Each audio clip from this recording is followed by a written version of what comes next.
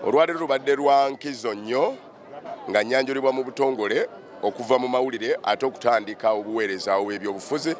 Ekitwegasizza ku kibiina kino kwe kwongerayo eddoboozi abakulire baayogera nti obuvunaanyizibwa bw'ekibiina ky'NUP kwe kujjukiza bannayuganda okukozesa obuyinza obubaweebwa ssemateeka okukyusa eggwanga lino mu mirembe. Ffe ekyo tetuyayaanira, tetukuumaakuma bannayuganda kukwata mundu kulwana, tubagamba mukozese obuyinza obubaweebwa ssemateeka okukyusa ensi yattu Uganda.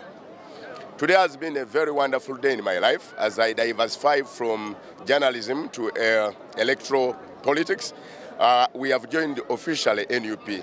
The most cause that we need to look at is reminding Ugandans to exercise their inherent powers that is given them by the Constitution to change Uganda in a peace and a democratic process. So it is the reason that's why we are joining NUP. We are not emphasizing people to go and get guns and then go to the bush. No, we want them to exercise their inherent power by using the Constitution to change Uganda. So we have joined more than the 400 people that have joined the Liberation Forces of Change. It's the reason that's why we are here, and we are calling others to also be part of the struggle so that we can see another Uganda in a very peaceful democratic process. Thank you so much. Oluyiira omuntu wa lukuma ne lujja wabeerawo paati z'osanga nga lusirise nga waliwo omuddo ogutayidde. Tuli mu struggle ng'abantu bangi bagenda kuttibwa ne tebagenda kutta buli omu.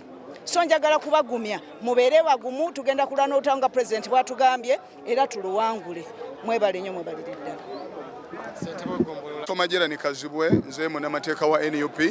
Okusookera ddala olwaleero twebaza President waffe Oweekitiibwa Robert Kyagulanyi Ssentamu olw'okuba nti asobodde okulaga eggwanga lyonna nti akulembera ekibiina eky'amaanyi ennyo mu Uganda ekisobodde okusika ababaka abasukka mu 7 abavudde mu Buganda ne mu Busoga nga bavudde mu bibiina eby'enjawulo. Kano kabonero kankukulana nti abantu bonna bana Uganda kati bonna beeyunira NUP era kino kye kibiina kyokka mu ggwanga kati ekirina essuubi ly'Abannayuganda. Tubasaba Bannayuganda mwenna buli ali gyali mwegatte ku NUP tusobole okulaba nga tukyusa eggwanga lino.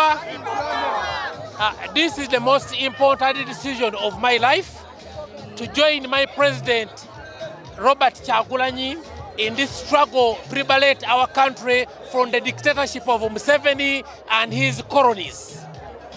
I'm here not looking for a party card to go to Parliament, but to help my president liberate this country.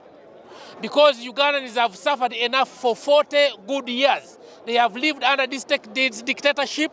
There is a lot of poverty, a lot of crime, and a lot of impunity.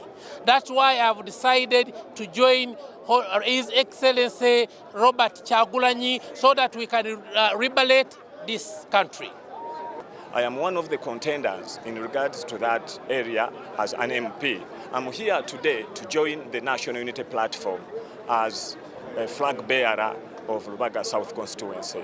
I have decided to take this decision as a result of the President Kyagulanyi Ssentamu calling on us to involve in this struggle. I therefore urge all the Ugandans there to come and follow up this cause. Otherwise, we shall not end up retaining the seat of the presidency if we don't come and join this cause altogether. Thank you.